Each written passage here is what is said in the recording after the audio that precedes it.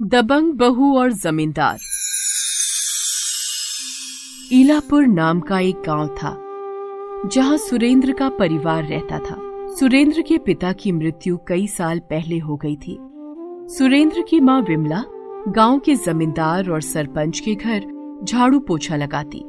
उनके घर के बर्तन कपड़े धोकर सुरेंद्र और उसके छोटे भाई की परवरिश करती थी। इधर जमींदार की पत्नी रेखा का बड़ा रूखा व्यवहार था।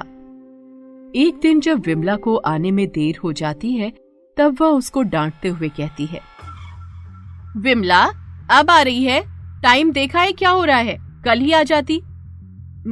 माफ करना बहन, बस घर से निकलते निकलते देर हो गई, पर मैं अभी आपका सारा काम कर देती हूँ। माफ क्यों कर दूं? मैं कोई महान नहीं हूँ जो तुझे माफ कर दूं। ये बता देर से क्यों आई? वो मेरा बेटा चेतन तेज बुखार में था, रात भर पट्टी करती रही, बस अभी उसका बुखार कुछ कम हुआ तो मैं आ पाई। कहते हुए वो झटपट झाड़ू लगाने लगी। रेखा उसे गुस्से से देखती रहती है।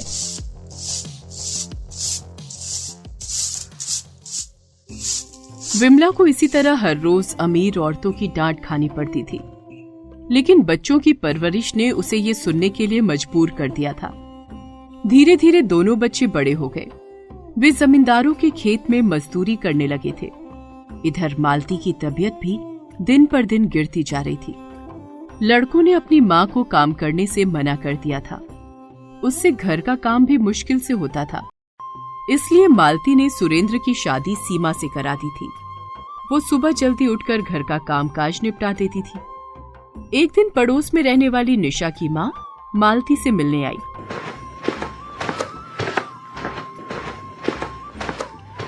मालती बहन, ओ मालती बहन, कैसी हो? ठीक हूँ बहन, आओ बैठो। कैसे आना हुआ? बस बहन, क्या बताऊं, तुमने जमींदार की बात सुनी? क्या बात? मैंने नहीं सुनी। वो अब उन्हीं मजदूरों को पूरे पैसे देगा जो देर रात उसके खेतों में काम करेगा। अरे ये क्या बात हुई? मुझे सुरेंद्र ने तो कुछ बताया नहीं। माँ जी, इन्होंने मुझे कहा था कि जमींदार ने उन्हें देर रात तक रुकने के लिए कहा है। अच्छा, अब वो मालिक है, हम ठहरे उसके नौकर। पर ये तो सरासर गलत बात है ना। अब तुम तो खेतों में काम करती नहीं, हमें तो करना पड़ता है ना। मालती उसकी बातें सुनती रही। उसके जाने के थोड़ी देर के बाद सीमा बोली, माँ, आपसे एक बात कहूँ? आंटी सही कह रही थी, ये तो जमींदार की जाती है।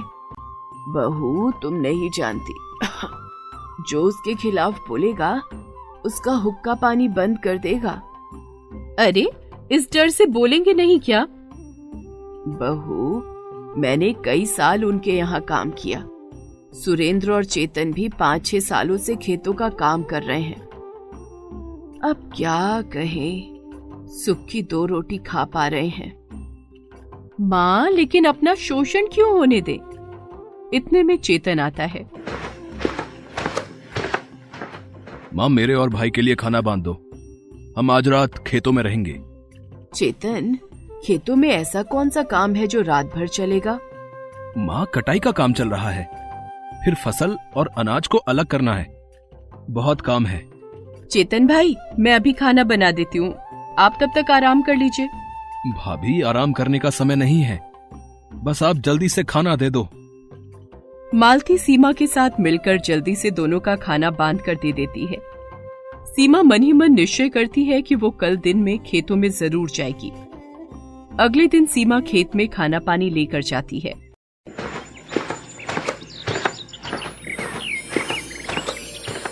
अजी सुनते हो? लो, मैं खाना लाई हूँ, आप दोनों कुछ खा पी लो। चेतन और सुरेंद्र भी खाना शुरू करने ही वाले थे कि जमींदार उन पर दहाड़ते हुए बोला, अरे तुम दोनों यहाँ खाना खाने कैसे बैठ गए? मेरे से पूछा क्या? चलो चलो काम पर लग जाओ।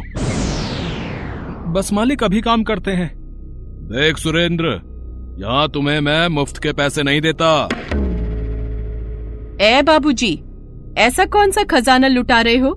मेहनत ही करते हैं, ऐसा है, इन दोनों को आराम से खाना खाने दो, थोड़ी देर के बाद ये काम शुरू कर देंगे। तेरी बड़ी जबान चलती है छोकरी। बाबूजी, मैंने ऐसा क्या कह दिया?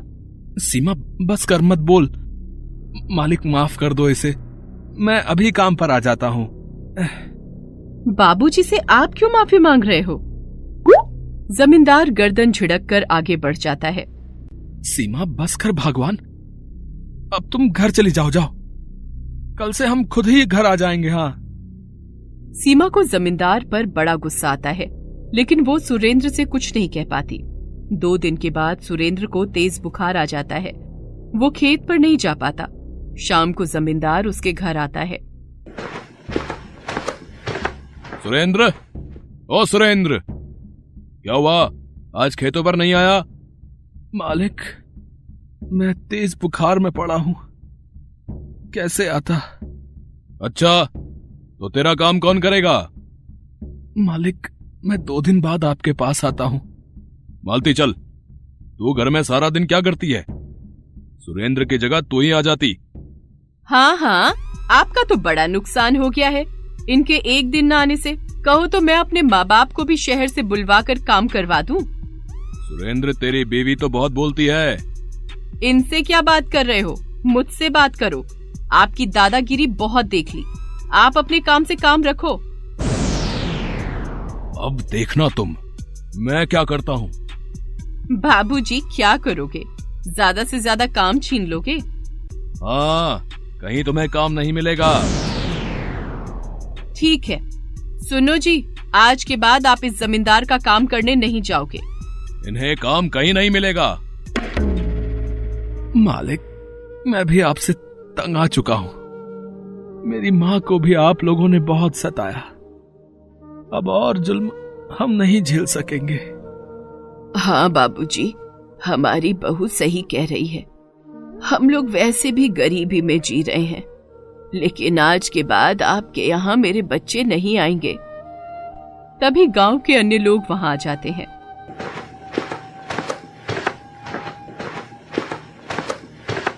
हाँ मालती बहन, तुम्हारी बहू सही कह रही है। इसने सारे गांव वालों को दुखी किया है। हम में से कोई इसके खेतों में अब नहीं जाएगा। जमींदार सबकी बातों को सुनकर दुम दबाकर भाग जाता है। लेकिन अब काम कहाँ मिलेगा? माँ, आप चिंता न करो। बहुत सारी सरकारी स्कीमें हैं जिनमें हम मजदूरों को काम मिल जाएगा। मैं कल ही इन दोनों के लिए उसमें रजिस्ट्रेशन करा दूंगी। हाँ माँ, कम से कम हमें जमींदार के एहसान तले दबना तो नहीं पड़ेगा। सीमा पति की बात पर हामी भरती है।